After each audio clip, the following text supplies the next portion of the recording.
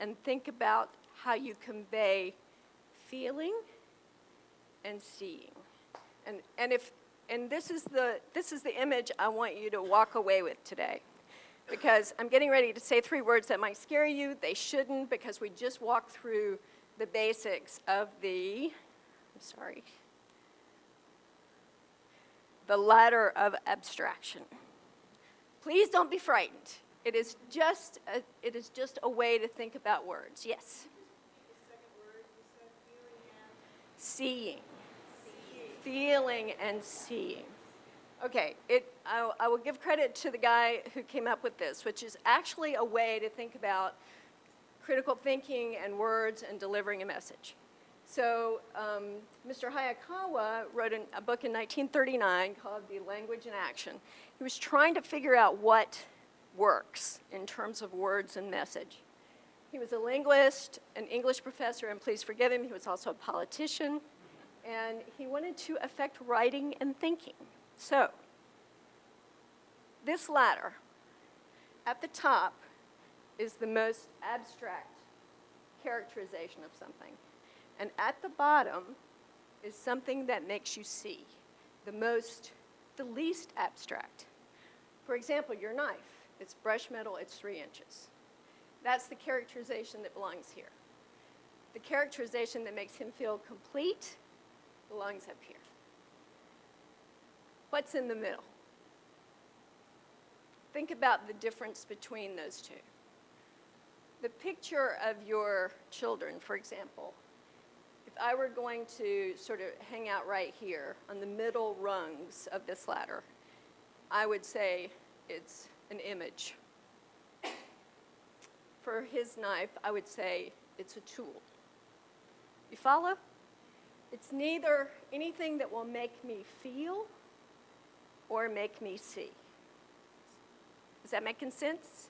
Do I need to give you another anecdote? Well, anyway, I'll tell you this. This matters to me. It was my mother's ring. So, up at the top is, think about enduring love. My mother's enduring love. At the bottom, it's a rose gold ring made in the 1920s. So, in the middle rungs of the ladder, it's jewelry, it's a piece of gold. It will neither make you see or make you feel. Does that follow? So, here's the pitfall I see for a lot of what you all do, and certainly for what journalists do in the way of government coverage, is that most bureaucracies live with language that is right in the middle of the ladder. Your grant applications, God bless you, are probably all filled with language that use words like program, funding. Give me some other words that you use a lot in excuse me? Impact. What? Outcome. Meaningful change, which should be meaningful, but it's somehow not. It's actually not. Positive change. Yeah, positive change. That is neither something that makes me feel or makes me see. So, I would encourage you, when you are looking at a piece of writing that you have just done, and it is neither making you feel or see anything, you are probably using the words in the middle. You're probably using those words that, God bless them, bureaucracies use and academics use a lot. If you've ever read an academic paper, they often live about right here. And that's not, there's nothing wrong with that, that's just their language. Bureaucracies use the language in the middle. So, when you're writing headlines need to do sell, they got to sell, and you guys already know that. They should intrigue. They play with words. They use cliches, except they use them with a twist. Or they use a play on words, so double entendre. They move readers to act. That's what Jason talked about. Remember, he was talking about using active verbs. He wanted to move people to act. But this is what headlines do, or supposed to do. And they use specificity to help you engage somebody. You got to be specific. The best headlines are both specific, they make you see, and they make you feel. Let's look at your examples. These are two that came off the Power to Give site in Charlotte. One ticket, $105. Inspiring a child, priceless. Now, it's theft, but it's okay. It's okay. Thievery is good if it's a good idea. And people steal words all the time. And words are actually out there for you to steal. So, do you guys think that one works? And tell me about the ladder. What's up here on the ladder? Priceless. That's right. This is priceless. Inspiring is another excellent up there word.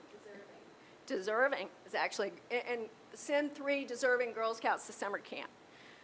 What's low on the ladder about that one?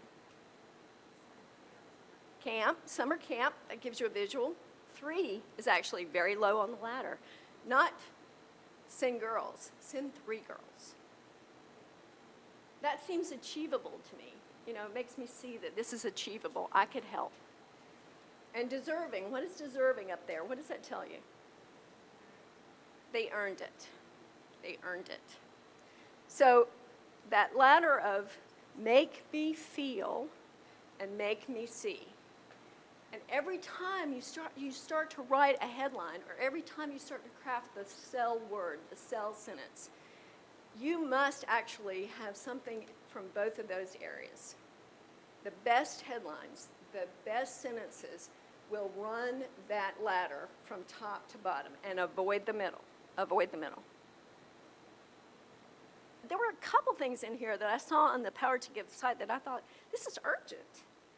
And when you can write in active verbs and and use that first person, and I know you guys aren't using the I word in these, but when you are using subject, verb, object, when you're using active verbs, that is in a sense a statement of demand. And I would encourage you to think of the most urgent of needs. People also, research will tell you, people also always give if they do believe it's urgent. I promise you, whenever we write about a kid who's getting ready to miss an opportunity in the newspaper, the urgency of it, the kid gets everything. We wrote about a kid who needed golf clubs to go to a summer camp. The next day, the kid got like 4 sets of golf clubs. So the urgency that you can apply to it, I think, is incredibly important. And that means writing an active voice. And translating that is really the trick of the world. And so you guys have to be almost 2 people. You have to be the person who writes the grants and gets the money, and you have to write in that language. And then you've got to realize all of that's in the middle of the ladder. And then you've got to be somebody else. The person who's talking to your friends and trying to get them to see that this is an urgent need. And that's where you go. And you know, when you're asking for money, when you're asking for something that you really believe in, you're often using words that make you feel and make you see. And that's really where you got to come out of the middle when you're not writing a grant and fly up to the top and the bottom of the ladder. Dress to impress. What do you think? What words do you like down here? Stars. These kids can, you want to make them feel like a star. What else? What other words are good that you like in here? They can shine. I mean, the writer was getting there. It's just that this is a label, dress to impress. It needs to have a verb. It needs to have something that compels me to urgency. So what would you say up there?